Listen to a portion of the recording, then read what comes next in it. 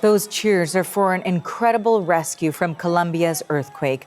A woman has been pulled alive after being trapped in the debris for more than 36 hours. She is covered by that blue blanket.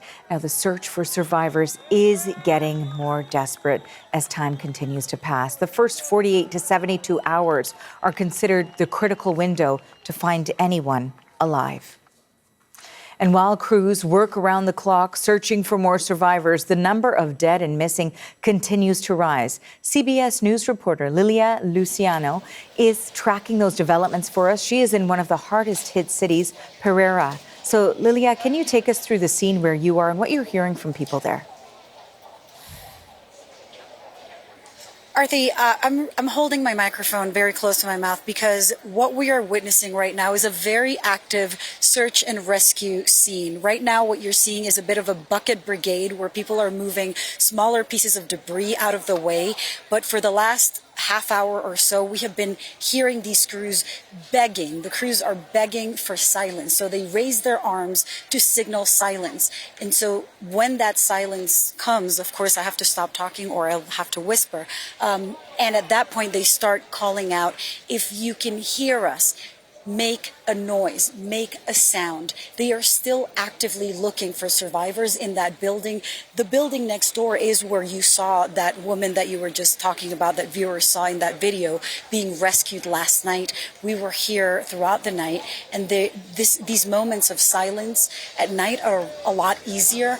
It's easier for crews to search, but they cannot stop searching. I just interviewed a neighbor who lived on the 4th floor of that building, and she was telling me that one of her neighbors was rescued alive the day before, but her daughter, who is 13 years old, was still stuck alive, according to the mother, within a couple of columns there. So we keep hearing them saying, la niña, the girl, the girl. So we are not sure whether they have heard something or not, but they keep calling for silence.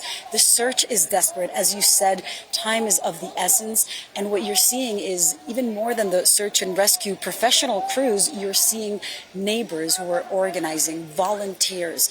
They do these chains of bringing debris out, these bucket brigades, as some call them, to facilitate their search. There's also dogs they're sniffing, brought in canine units.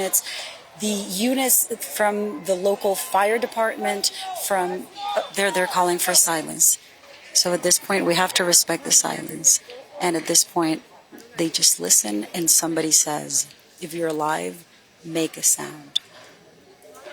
All we hear is some dogs barking, some noises from the street. It's very difficult for them because there are street vendors with these loudspeakers. There are motors rumbling. There's motorcycles everywhere.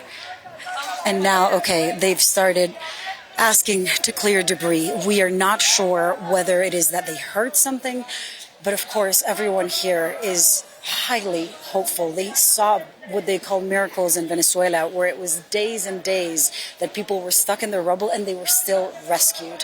So the woman I interviewed who lost her home, she wasn't home, but she saw the building crumble. She was just right here across this park, says it's not just a 13-year-old girl. She believes there are still about 6 people who could be stuck in that building. Well, that is some incredibly challenging and precise work that is being carried out. Certainly, we hope for another incredible scene. Lilia, thank you very much for your reporting. We appreciate it. Thank you, Arthi. That is Lilia Lucia with CBS News in Pereira, Colombia.